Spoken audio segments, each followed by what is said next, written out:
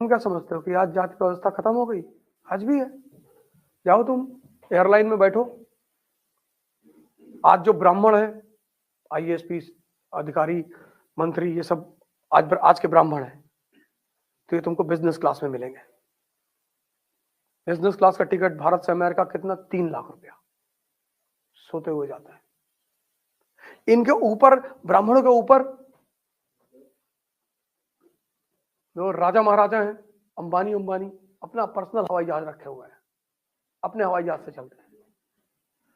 हम लोग economy class में बैठते हैं, और एमिरेट्स का जो बिजनेस क्लास है 6 लाख रुपए टिकट है, 8 लाख रुपए टिकट है, सोते हुए। उसमें तो पायलट रास्ते में आके कहता भी है कि सर उड़ाएंगे? नहीं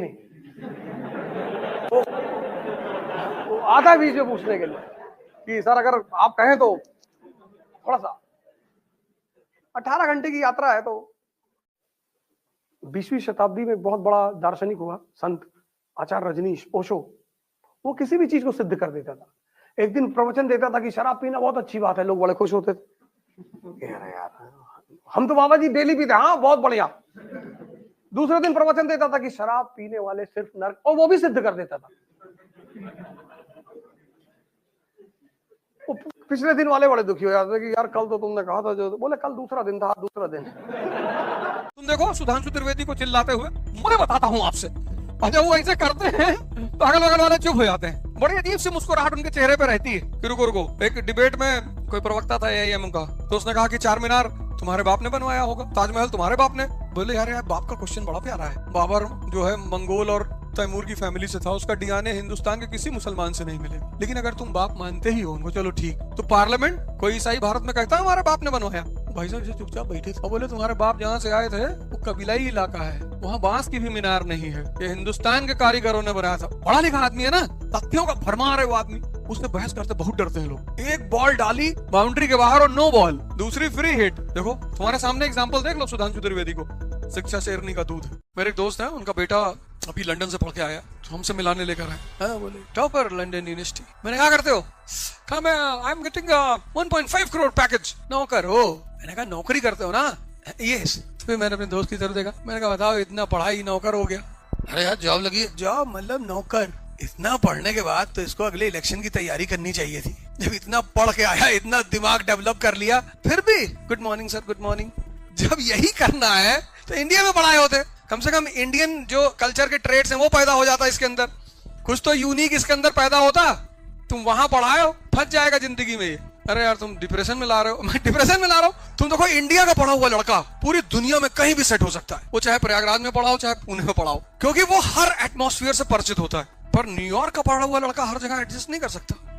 हमारी बहन की शादी तय हो रही थी, तो उसमें लड़के ने यही सवाल किया कि सचिन तेंदुलकर को जानती हो? हम बैठे थे तो हमने अपनी बहन से कहा कि हाकी निकाल, मार इसको 2-3 हाकी खींच। और वो लोग तुरंत सीधा होकर कह रहे, अरे मैंने कहा पीएचडी है लड़की। मैंने तुम क्या सवाल कर रहे हो?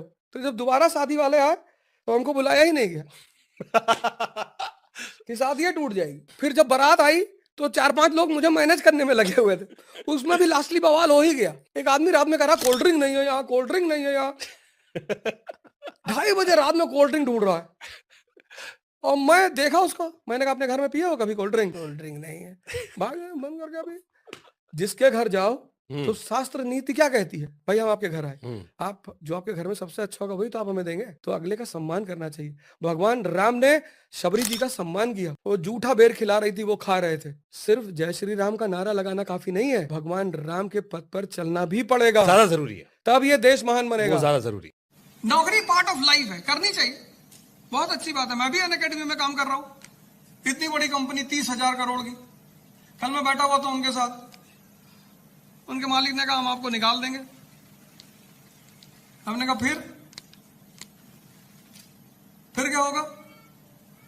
तुम मुझे निकालोगे? मैं हृदय हूं तुम्हारा, कलेजा, ऐसे गिर के मर जाओगे, ऐसे मत बोलो।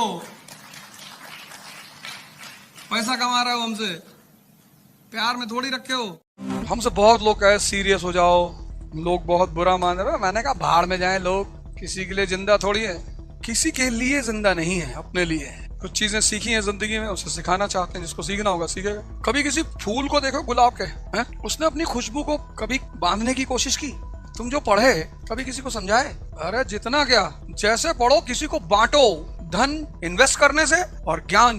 तुम सोचते हो हम सब पढ़ के और हम मुकुट पहन ले, ऐसा नहीं होगा दोस्त। हमारे यहाँ गांव में कहानियां सुनाई जाती थी कि Aurangzeb used to kill 10,000 Brahmins every day. तो शुरू में हमको भी लगा कि बहुत बदतमीज आदमी था यार। तो एक बार मैंने किसी से कह दिया, ग्रेजुएशन फर्स्ट ईयर में था, तो मैंने किसी से कह दिया कि औरंगजेब जो है 10,000 ब्राह्मणों को डेली मारता था। तो वो बेचारे समझदार आदमी थे, तो बोले 10,000 पर डे, तो मान लो साल में 300 दिन है, तो 10,000 में एक जीरो बढ़ाओ तो कितना हुआ? मैंने कहा 1 लाख। कहा फिर दूसरा जीरो बढ़ा दिए, फिर मैंने कहा 10 लाख। तो बोले कि एक साल में वो 30 लाख पंडितों को मारता था। मैंने कहा हाँ। कहीं ना 50 साल उसने शासन किया, तो एक साल में 30 लाख, तो 50 साल में 15 करोड़, और टोटल पॉपुलेशन औरंगजेब के समय इंडिया की 11 करोड़। तो तुम कहां से बचे हो? उस दिन जाके मैंने लिखा कि यार किसी की सुनी सुनाई बात कभी नहीं बोलनी चाहिए। एक बैंक का इंटरव्यू चल रहा था, एक ही पद का इंटरव्यू था, बस एक पद का, और 64 लोग इंटरव्यू देने वाले थे। तो एक हमारे जाट मित्र हैं, उनके भाई गए थे इंटरव्यू देने। तो इंटरव्यू वाले बोर्ड ने पूछा कि ये बताओ ताजमहल किसने बनवाया? बोले ताजमहल तो जवाहरलाल नेहरू ने बनवाया था। अरे उसने कहा तुम्हारा दिमाग खराब है, ताजमहल जवाहरलाल नेहरू ने बनवाया था, इतना भी नहीं पता तुमको? अरे बोले बता दूं कि शाहजहां ने बनवाया था तो क्या नौकरी दे दोगे? बोले अगर बता दूं, एक ही पोस्ट है, 64 लोग हैं, हमें पता है सिफारिश आ चुकी होगी, तुम हमको वैसे भी नहीं लोगे। तो अगर बता दूं कि शाहजहां ने बनवाया था तो सिलेक्शन लोगे? खैर भगवान के आशीर्वाद से उनका सिलेक्शन हुआ, उन्हें लिया गया। कि जो आदमी इतना खतरा लेने को तैयार है, किसी से दुश्मनी नहीं है, किसी को यहाँ नहीं बैठा, कोई तुम्हें छेड़ रहा है उसका मजा लो छेड़ने कि भैया। और फिर जब टाइम आएगा जैसे ललित की तरह पकड़ के तो टाइम तो आएगा ही आएगा।